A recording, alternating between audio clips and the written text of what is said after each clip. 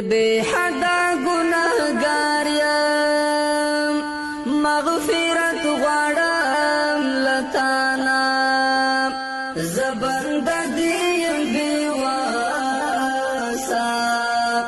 در تسوال کوم سبحانا در تسوال کوم سبحانا ډیر بے حدا گناہگار یم مغفرت غواړم تعالی په سپیڅلي نامه د القرشي خیري بنسټ د خپرونې مینوالو السلام علیکم ستړي مشه وخت مو بخیر هیوادوالو القرشي خیري بنسټ تل مدام هڅه کوي چې تاسو ته هغه کورنۍ در معرفي کړي چې بېوزله وي بې سرپرسته وي د کور نارینه څوک نه وي هیوادوال داسې یو کورنۍ ته راغلي یو چې د کور هېڅ سرپرست نه لري هیوادوال تر پایه ملتیا وکړئ دې کورنۍ ته ورځو بخونکی مهربان یې ته رحیم یې ته رحمان یې ته بخونکی مهربان یې رب ته یې راته معاف کړې که هر څه شوي له مانه زه بنده دې یم بېواسه درته سوال کوم سبحانا درته سوال کوم سبحانا ډېر بې حده ګناهګار یم مغفرت غواړم له تانا. السلام علیکم مورې. علیکم السلام. مورې خیر دی؟ شکر خیر اوسې مورې.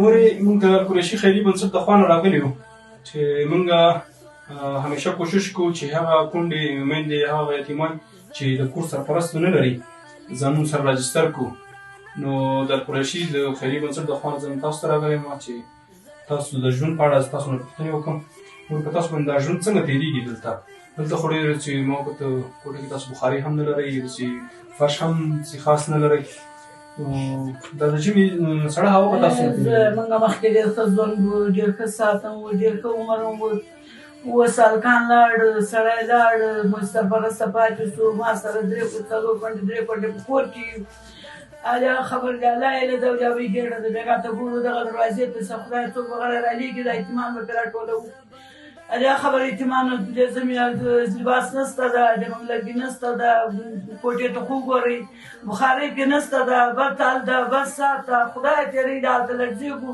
او د الله یې ته ناستې وروره زویه څه نه د دې ګټله سړی لرو نه دی د هغه خبره دغه ماشومان دي که هر رقم کېږي وخت تېرېږي په خدای نه تېرې ورځې لړزېږي ورنه ورځ او بیا څړکي مړکي په ځان راواچوو نه دی د خوا لرو نه دی ښه د الله هیله ده نور هېڅ نسته ده. مور تاسو سره د شاوخوا ګاونډ کې څوک مرسته نه کوي؟ دا ګاونډ کې غریبانان ټول مانده او پوښتنې څوک به موږ سره مرسته وکړي زویه مخکې ډېر ښه عمر و چې موږ خو زموږ نه مړه شو سړی مې لاړ د دې عمر برباد برباد ته رحیم یې ته رحمان یې ته بخونکی مهربان یې رب ته یې راته معاف کړې که هر څه شوي له مانه زه بنده دې یم اوس الله راوسته د څو چې وکړو الله راولي بیا چې وکړو خدای ته مې صبر کړی دا ناست چې ته څنګه یې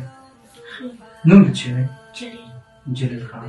جلیل خان مخکې چې پلار ژوندی و ژوند یې څنګه اوس چې پلار نشته د ژوند یې څنګه دی؟ مخکې ښه اوس هر شی به زما پلار وي اوس هېڅ هم نه لرو اوس هېڅ هم نه لرئ پلار ژوندی و هر څه به درته راوړو ته جمپره نه لرئ انشاءالله جلیل بچیه زموږ د مشر ورور چې دی ډاکټر صاحب صدیق هغه به تاسو سره خامخا مرسته کوي ځکه چې هغه غواړي چې تاسو غوندې یتیمانو سره مرسته وکړي صحیح ده بچیه نو ته به خفه کېږي نه ښه زه دې ورور یم صحیح ده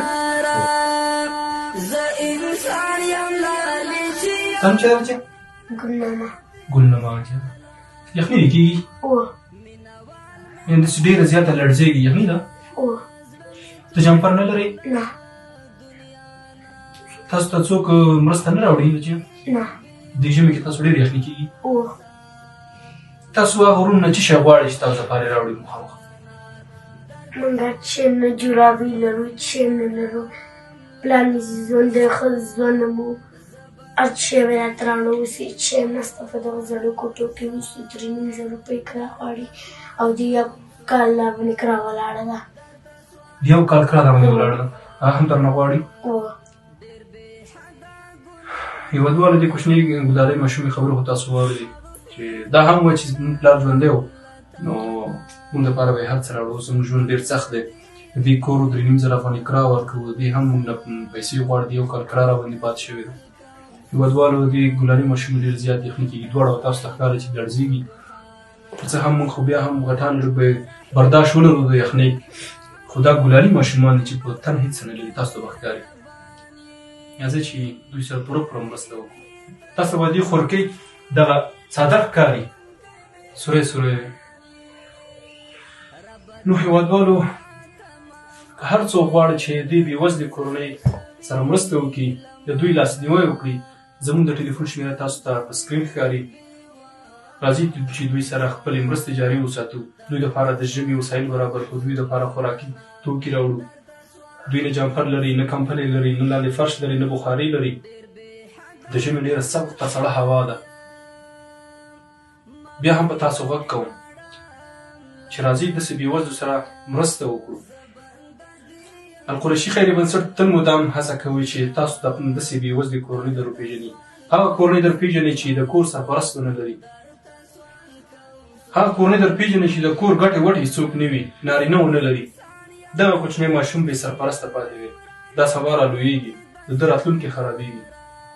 راځئ چې دوی باندې تعلیم زده کړه وکړو. راځئ چې دوی لپاره د یو کار زمینه برابره کړو تر څو دغه ګلالي ماشومان، دغه مورکۍ، دغه خویندې د ځان لپاره یو نفقه پیدا کړي. دې مور یادونه وکړه چې موږ لپاره شاوخوا کوونکي که څوک ماښام کې څه راوړي، خوړلي وي که نه، ناست د الله طرفه.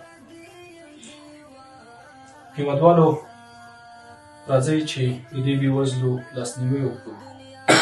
دا وه د نن ورځې خپرونه. تر بلې خپرونې ستاسو په درن چوپړ کې حاضرېږم. ښه وخت. الله پامان.